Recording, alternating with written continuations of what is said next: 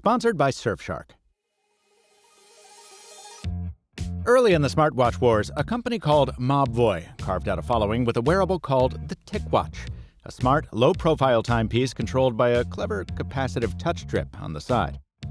Even after ditching its homegrown TicWear platform for Google's Wear OS, Mobvoi kept the attention of enthusiasts because every year it was among the first to use Qualcomm's newest wearable chipsets, and it was the only manufacturer outside of Casio offering a dual-layer display to help with battery life and daylight visibility. The TicWatch Pro 5 continues that tradition of hardware excellence, but it launches into a Wear OS world that's oddly more fragmented than ever. And it debuts to an audience more skeptical than ever of Mobvoi's commitment to its products. Is it worth paying the same as a Pixel watch will cost you? I'm Michael Fisher, and it's time to find out.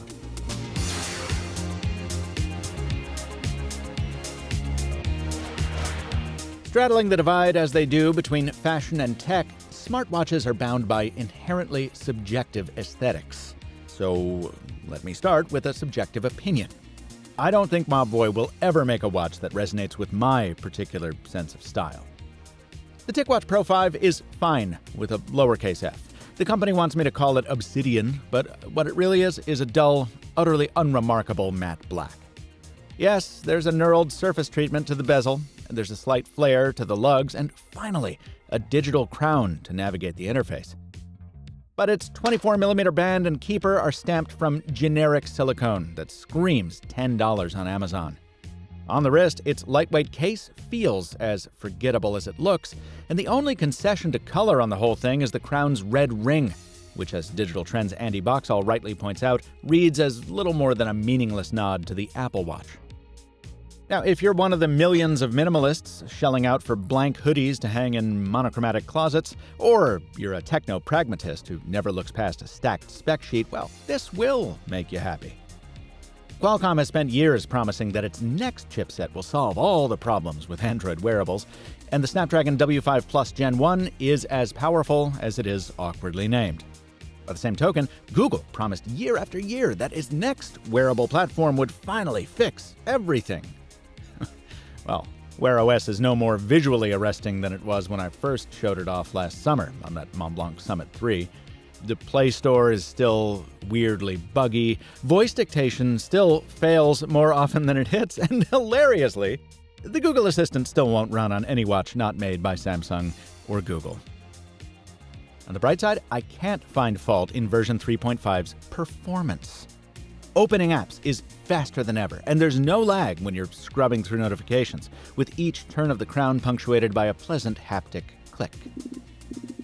What's more, the aluminum and Gorilla Glass, fiberglass and nylon case is rated to 5 atmospheres of water resistance and tested to mil standard 810H for sand, ice, shock, and vibration, and it packs within it a 628 mAh battery. Folks, that's more than double the size of the cell in the Pixel watch, bigger even than the battery in Samsung's Galaxy Watch 5 Pro.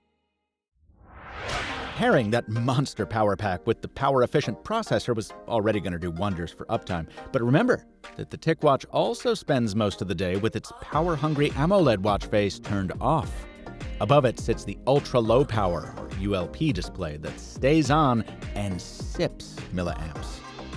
And while earlier models gave you a little more than the time, this one shows you the day, date, steps, seconds, Bluetooth and NFC status, and you can spin the crown for more. Heart rate, calorie burn, even a compass. All accessible without ever waking up the OLED underneath.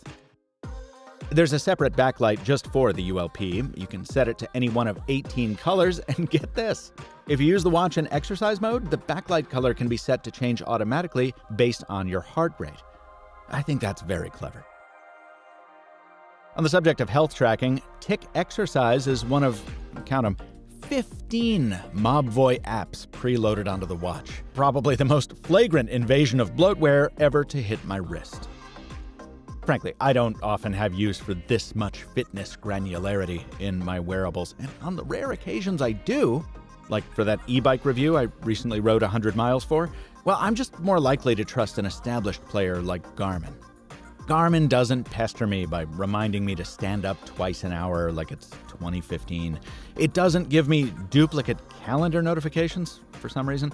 It tracks my sleep reliably, unlike the TicWatch, which recently missed logging 3 hours of sleep. And Garmin also knows how to build an app that looks, well, not like this. Oh, and while I'm giving feedback, it's excellent that I can make and take calls from the watch, and they're pretty clear, too, if a little on the quiet side. But it is a bummer there isn't a second pusher I can reassign to whatever I want. The second button on the watch is only for recent apps. The uplifting conclusion to that downer of a detour is that I get to finish my point about battery life. Put simply, it's the best I've seen on a Wear OS watch. After severing its magnetic umbilical at noon on Saturday, the thing didn't give up the ghost until sometime on Thursday night. That's over 5 days of battery. In the world of Wear OS, where you're charging the Pixel Watch every night and most of Samsung's Galaxy watches every other, that's incredible endurance. It means if I forget the charger, or just as critically, a wall wart that supports the USB Type-A connector Mobvoi insists on sticking with, I can still make it more than a weekend. And it means I'm not stuck with the out-of-box watch faces, because I can use a third-party solution like Facer that uses the new silicon to enable some fun 3D effects. And I don't need to worry that it's killing the battery. Again, watches are deeply personal objects, and personally, this form-over-function stan would rather buy something with a bit more panache. Now, normally, people like me would be counterbalanced by the more pragmatic flavor of geek. But Mobvoi recently dealt a massive blow to its standing with those folks by promising and so far failing to deliver a Wear OS 3 update to its earlier watches, putting them over a half year behind competitors like Fossil for the same update. The company maintains those upgrades are still coming, but until they actually land, it's easy to see why Mobvoi's user reviews are in the toilet. Don't buy based on promises and all that. I'd love to see a world where Mobvoi gives up on its bespoke software ambitions, doubles down on software updates, and uses the money it saves to hire some veteran watch designers. Because there's so much good in the TicWatch Pro 5, and for $350, I do think it's a good value. But that's mostly due to prices that, in my opinion, are higher than they should be overall in the Wear OS ecosystem.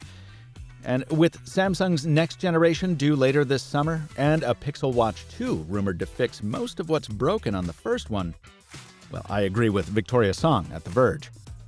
Timing is everything. If you're tired of hearing about Surfshark, I get it. After all, the company has been my sponsor for 4 years. But if you think about it, that's a good thing. It means Surfshark has done its job of keeping me and its customers safe while browsing the web all over the world. You also might have noticed that I haven't taken a sponsorship from any other VPN company since I started.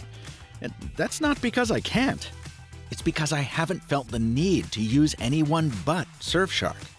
In addition to securing my connection on Wi-Fi networks all around the world, it also guarantees I can still access media and services that might otherwise be restricted by the country I'm browsing from. If that sounds useful to you, get Surfshark at the link in the description and use code MrMobile for 83% off and 3 extra months free. Thanks to Surfshark for sponsoring this video. This video was produced after several weeks with 2 TicWatch Pro 5 review samples provided by Mobvoi. Of course, as always, the company got no early preview of this video. In fact, it had no editorial input at all. These conclusions are mine and mine alone. Please subscribe if you'd like to see more videos like this. And check out my review of that Garmin Mark Captain Gen 2 from Hawaii and the Google Pixel Watch before that. Until next time, from Michael Fisher, thanks for watching. And stay mobile, my friends.